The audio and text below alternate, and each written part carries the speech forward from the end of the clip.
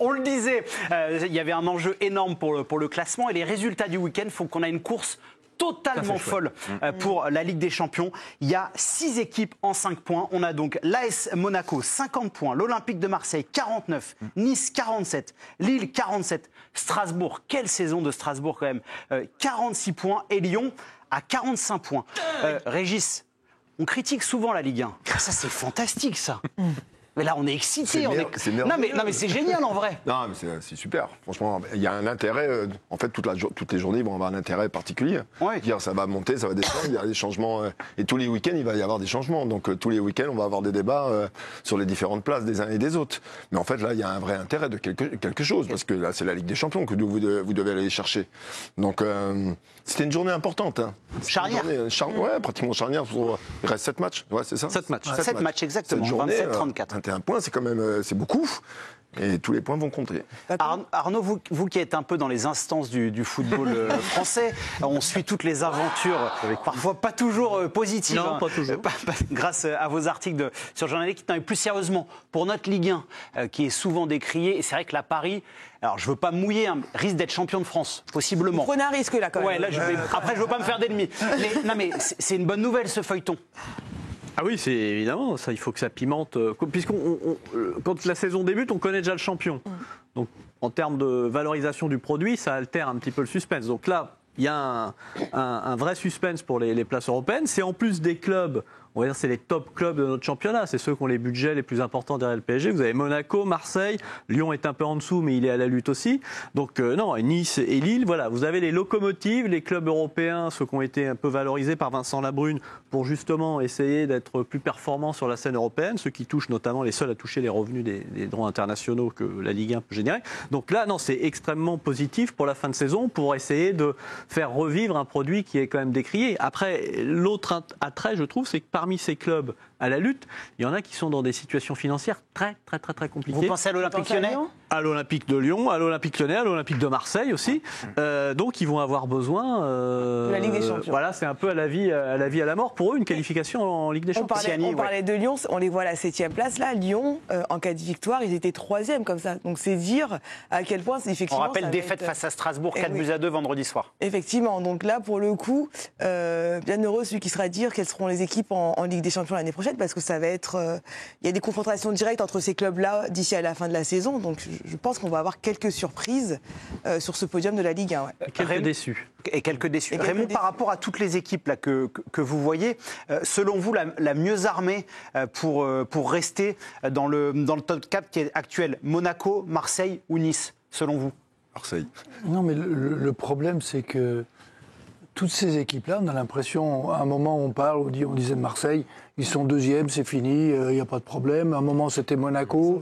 Et toutes ces équipes n'ont pas la régularité qui permet de dire laquelle. C'est pour ça que ça va être passionnant. Ouais. Pas passionnant parce qu'ils vont être tous performants, passionnant parce qu'ils vont tous avoir des creux. Et qu'à un moment ou un autre, ils vont se doubler.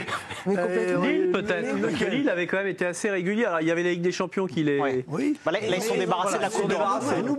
N'oubliez pas Strasbourg. Ils sont dans une espèce d'euphorie, de dynamique extraordinaire. Ils ont 46 points. C'est pas mal la multipropriété alors. Ils sont à un match de Marseille. Non, la multipropriété, elle est intéressante sur une saison. Parce que la saison prochaine, même si Strasbourg, ils sont qualifiés, leurs bons joueurs, ils vont aller où? Ils vont repartir à Chelsea ou ils vont être vendus ailleurs. Il va falloir qu'ils reconstruisent. Ce que j'aime avec Raymond, c'est que quand on tend une perche, il la prend toujours. C'est pour ça que c'est un formidable chroniqueur. Mais en même temps, il a raison. Et bien sûr qu'il a raison. Non mais Ludo, sur ce feuilleton, c'est exceptionnel. Alors on parlait un petit peu de Strasbourg. C'est vrai qu'ils sont bluffants, les Strasbourgeois quand même. Ils sont bluffants. Et pourtant, vous les voyez aller en Ligue des Champions là? Je ne pensais pas les voir en Ligue des Champions. Par contre, je les voyais assez haut dans ce championnat. On a suivi un peu au début et je me rappelle notamment de ce match au Parc.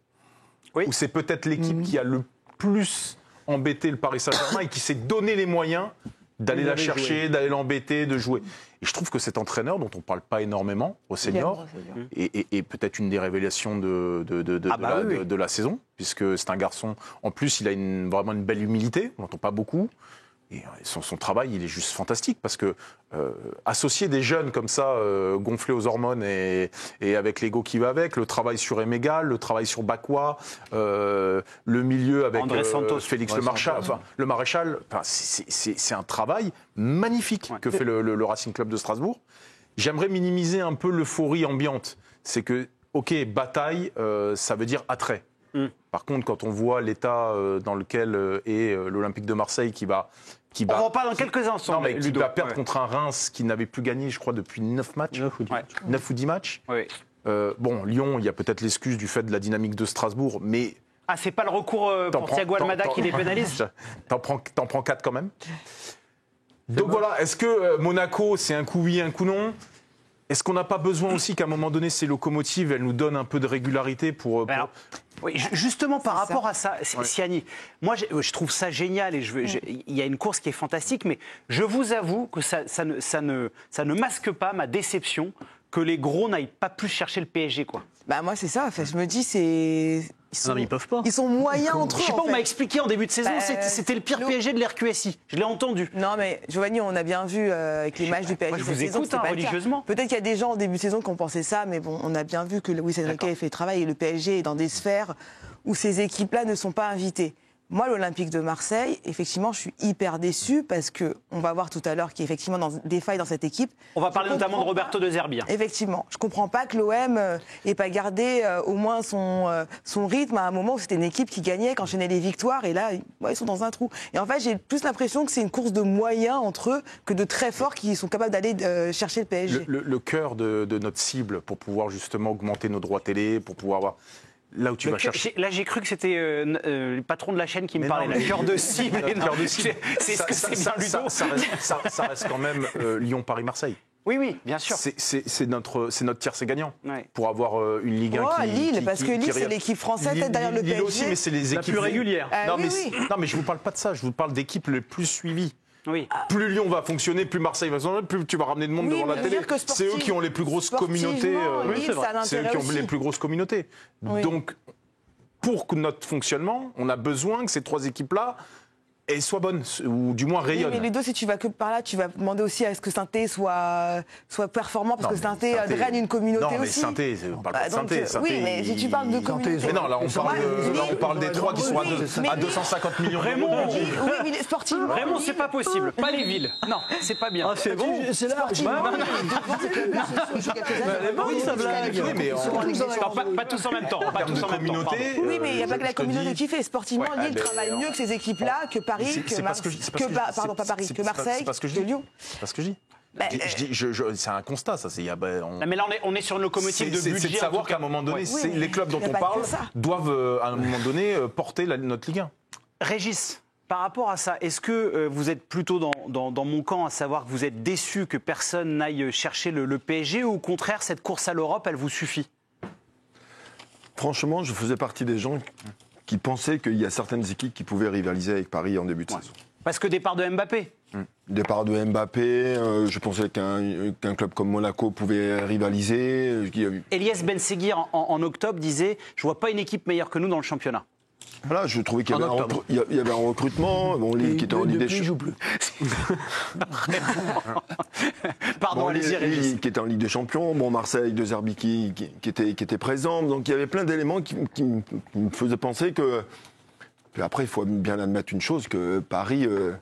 On était loin d'imaginer d'atteindre un niveau aussi exceptionnel aujourd'hui, parce que aujourd'hui tout le monde le dit, c'est quelque chose d'incroyable ce qu'ils sont en train de produire et le travail qui est en train d'être fait. Donc on va se satisfaire de ça, mais après il faut bien remettre les choses. Et encore une fois, je faisais partie des gens, et je pense que certains clubs étaient persuadés en début de saison que c'était peut-être l'année où on pouvait aller titiller le PSG.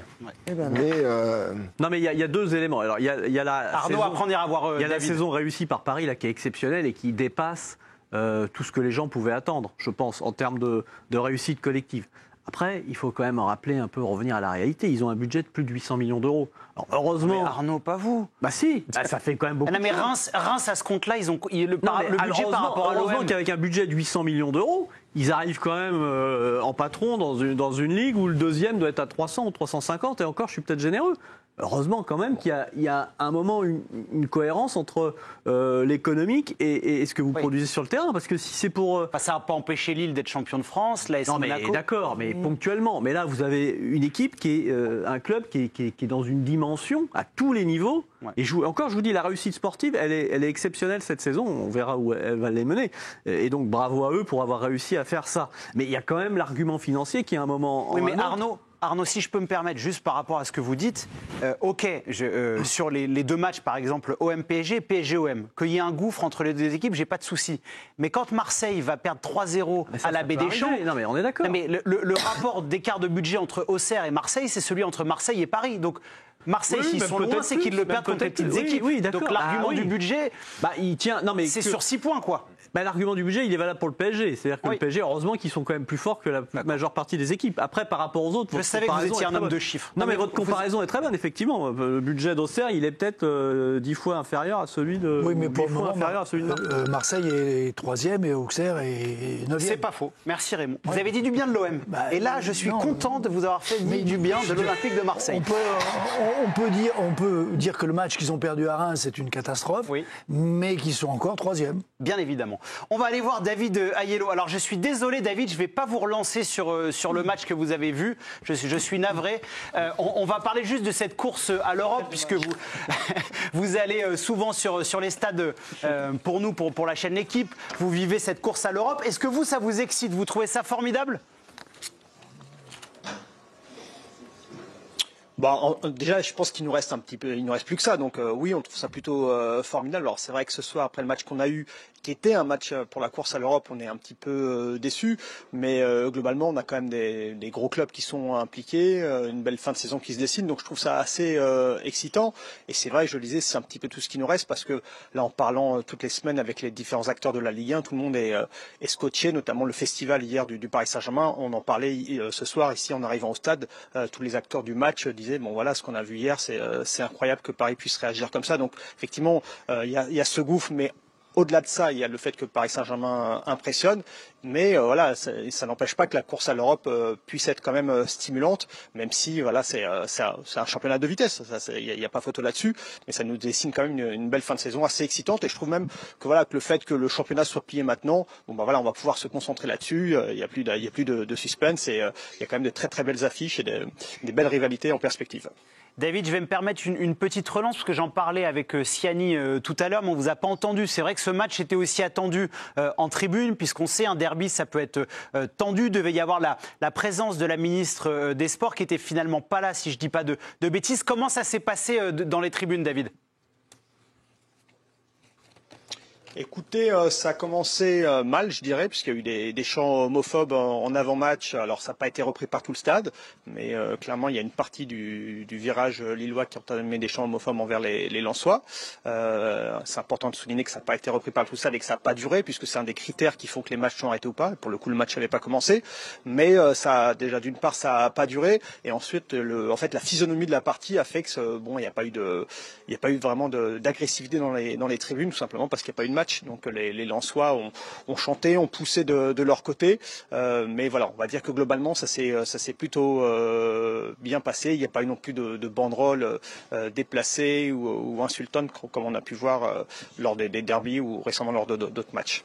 David, juste parce qu'il y avait eu également des chants homophobes et offensants avant le coup d'envoi entre le Paris Saint-Germain et l'Olympique de Marseille au Parc des Princes. Il y avait eu annonce du speaker et message sur les écrans géants. Est-ce que ça a été le cas ce soir à Pierre-Mauroy, où rien n'a été relevé par les délégués ou les arbitres de la rencontre ?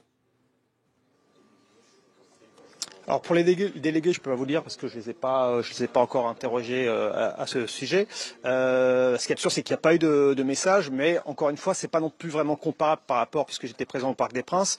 L'intensité et la récurrence lors de l'avant-match étaient plus importantes. Là, voilà, il y a eu deux chants qui ont été timidement repris, on va dire, pas timidement, mais moyennement repris par le virage. Donc c'est à mon avis, puisqu'on essaie de faire ça en bonne intelligence du côté des délégués, de se dire bon, est-ce que vraiment ça vaut le coup là de remettre une pièce dans la machine? Vous voyez, c'est quand même assez subtil.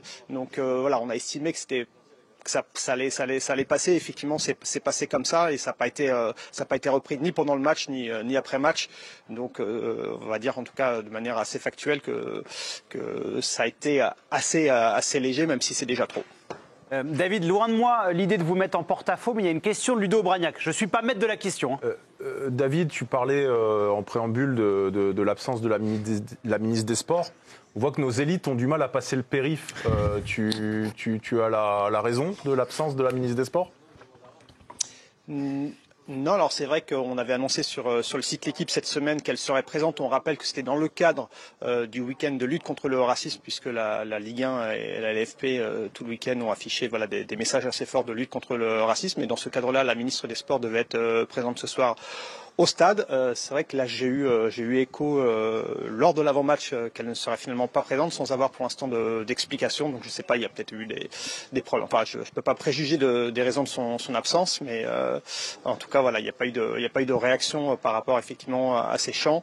Et c'est vrai que là, pour aller dans votre sens, on peut quand même regretter en tout cas cette justice à deux vitesses ou cet emballement médiatique, cette récupération politique parfois sur des matchs, puisque comme vous le dites, on est sur les stades de Ligue 1 tous les week-ends et hélas on en entend régulièrement et parfois ça fait du bruit et parfois ça n'en fait pas et ça évidemment c'est également un souci. Ça serait bien qu'on ait une vraie politique d'ensemble et pas qu'on se concentre sur des matchs extrêmement médiatique. Merci David. On fait un appel quand même au président de la Ligue et à la ministre des Sports. Il fait bon vivre aussi chez nous les gueux. Hein. Non mais Ludo, quand vous dites chez nous les gueux, c'est-à-dire on est les provinciaux nous. Hein. Ah ben. Donc, non mais c'est ça. C'est bien aussi chez nous. On a des corbeilles VIP.